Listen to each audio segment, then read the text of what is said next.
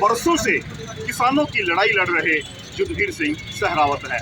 चौधरी महेंद्र सिंह टिकैत के साथ शुरू हुआ ये सफर आज किसानों की इस जीत का जो सबसे बड़ा श्रेय है वो तमाम संयुक्त मोर्चा के साथ साथ युद्धवीर सिंह सहरावत जी को जाता है, जिन्होंने अपने पेशेंस, धैर्य के साथ, तमाम तरह की विपरीत परिस्थितियों के साथ किसान आंदोलन की मर्यादा गरिमा को बनाए रखते हुए ससम्मान जीत दर्ज की है। तो आइए बात करते हैं।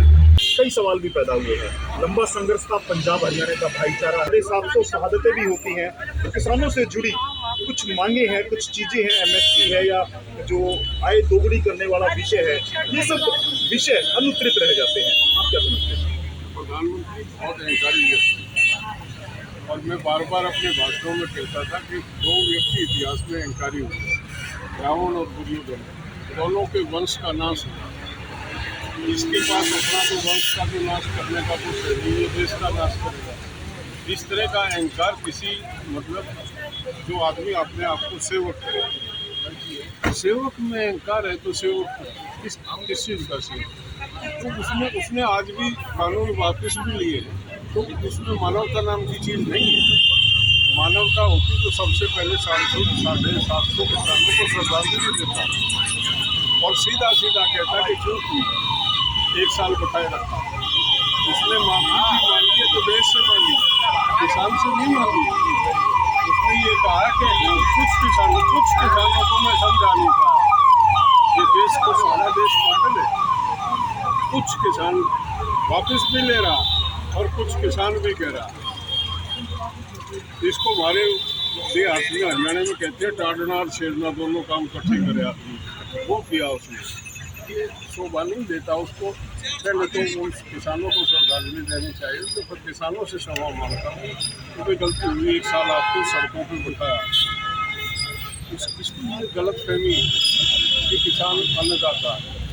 मोदी जी ने वो कानून वापस लेकर के देश से सहानुभूति प्राप्त करने की कोशिश की है जिन पर उनको तस्वीर था और जो लागू नहीं हो पाए थे। अब इस 1.5 साल के संघर्ष में किसानों को क्या मिला? बकौल युद्धवीर सहरावत, सहानुभूति तो जब मिलती तो पहले दिन चलने पे ही कह देता वही वापस ले लीजिए, तुम नाराज हो, वो थी सहानुभूति। अब तो दूसरे कारण उत्तर प्रदेश का चुनाव, 5 राज्यों का चुनाव, 2024 का चुनाव है। हर प्रदेश से ये रिपोर्ट थी कि किसान में नाराजगी बढ़ रही है। किसान एमएसपी को समझ रहा है, किसान नीतियों को समझ रहा है। जब ये पूरी रिपोर्टें इनके पास आ गई, यहाँ पे हमसे कोई एहसान नहीं कर रहा है।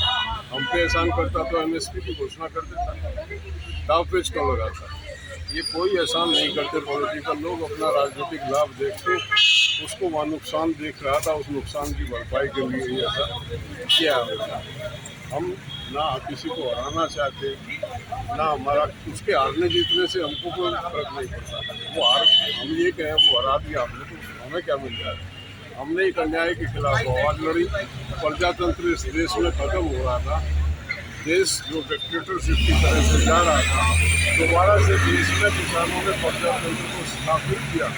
लोगों में भरोसा हुआ कि अगर अन्याय के खिलाफ लड़ेंगे तो बड़े से बड़े शक्तिशाली सरकार को झुकाया जा सकता है। चलिए, सत्ता से संघर्ष का यह उदाहरण सदियों तक याद रखा जाएगा और जब जब संघर्ष की कोई गाथा लिखी जाएगी, किसान आंदोलन का जिक्र जरूर होगा। हमारे साथ युवा विक्रम सिंह देसवाल भी हैं, उनसे भी एक प्रतिक्रिया ले लेते हैं। क्या लगता है आपको, तमाम जो आंदोलन रहा और उसका प्रकरण हुआ, आप क्या समझते हैं युवा अध्यक्ष होने के नाते? देखिए, मैं तो इस बारे में सिर्फ इतना ही कह पाऊँगा कि युवाओं को जिस तरीके से साथ देना चाहिए था, कोशिश बहुत करी गई, युवाओं ने साथ भी दिया, लेकिन जो हमारे बुजुर्गों ने जो वहाँ बैठ के और जो काम कर दिया, ये हमारे लिए एक सीख का काम करेगा आने वाले भविष्य में। और शायद यही जीत है जिसकी वजह से हम आगे कोशिश करेंगे। कहीं दोबारा लड़ाई लड़ देंगे, नहीं तो सोच ही खत्म हो जाती है आगे लड़ाई लड़ देगी तो इसका सारा श्रेय तो सिर्फ और सिर्फ हमारे बुजुर्गों को ही जाता है। एक बड़ा लंबा संघर्ष था।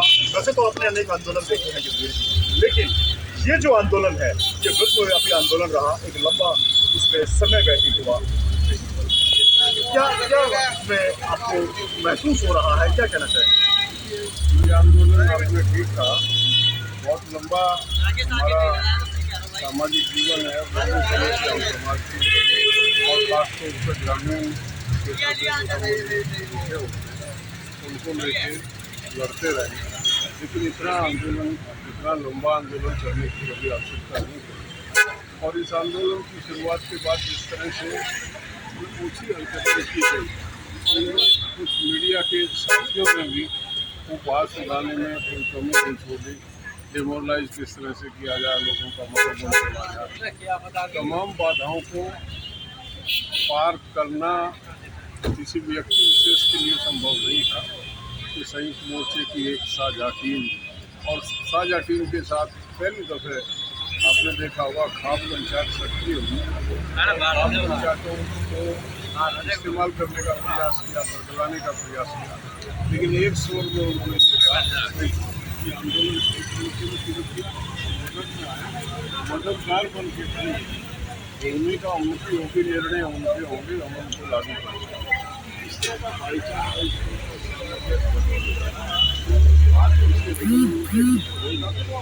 और इस आंदोलन ने एक चीज़ को और खत्म किया, जो हरियाणा में एक वातावरण 2016 में खराब किया भाईचारे की, इसमें सब आए, इसमें मतलब कोई जाति बिरादरी का मंच बनने ही नहीं दिया कभी, न राजनीतिक पार्टी का बन दिया।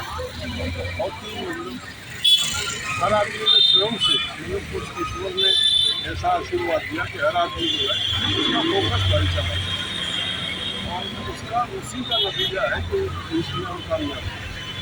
9 रुपये सेब का जिसका भाव है उसको 268 में बेच रहा है। जिस गेहूँ का भाव 20 रुपये है, उस मॉल में जो बेच रहा है वो 116 रुपये बेच रहा है। 58 रुपये का 500 ग्राम मॉल में। और अभी तो इनका कब्जा हुआ है, अगर ये कामयाब हुआ और पूर्ण रूप से गन्ना इनके कब्जे में आ जाए तो अल्टीमेटली कौन सा होगा? ये शहर के भाई जो मजाक उड़ा रहे थे हमारा उत्पाद, उनसे बाहर होना सबसे बेहतर। हमको प्रोड्यूसर घर का बचा लेंगे, कम से कम खाने का सामान तो बाहर मिल लेगा ना। हमको पता दिया सॉरी की बिल पकौड़े पहले चढ़ाते थे, अब चढ़ा लेंगे, ये कहाँ जाएंगे? ये जो नहीं समझ रहे थे और इस आंदोलन को दूर से देख के कोस रहे थे, उनको समझने की आवश्यकता है। खेती केवल किसान से नहीं जुड़ी हुई है, खेती इस देश के हर व्यक्ति से जुड़ी है, क्योंकि हर आदमी का जो पेट है उत्पादन से ही बढ़ता है, जिसको किसान खेत में पैदा करता है। और अगर वो बाजार के कब्जे में आ गया तो बाजार को जिस बेरहमी से लूटता है। कल मुझे कोई मेरा साथी बता रहा था, चने, कच्चे चने 130 रुपये के 500 ग्राम, तो कच्चे चने छोले। जी जी जी, तो ये है बाजारवाद। किसान थोड़ी बेच रहा है, किसान से तो 5 रुपये की खरीदे हैं। ये बाजारवाद है। ये अगर इस तरह का पूंजीवाद इसमें शामिल हो गया तो बहुत भयंकर शोषण करेगा। छोटे जितने दुकानदार हैं इनका कोई फ्यूचर नहीं बचेगा। मिलों मिल के माहौल बन एक नवंबर में बन गया तो जाएगा ही नहीं, सब खत्म हो जाएगा। ये लड़ाई उन सब की थी, लेकिन विडम्बना ये है देश में अभी भी आदमी जाति में वर्ग में बटा हुआ है और उसका खामियाजा भी भुगत रहा है। महंगाई को कोसता है, लेकिन वो महंगाई का कारक है। वो जब उचित समय आता है तो वो वार नहीं करता उस पूंजीवाद जी, जिसके शिकंजे वो फंस रहा। तो इस लड़ाई में बहुत चीज़ें इस लड़ाई में मिली हमें भाईचारा।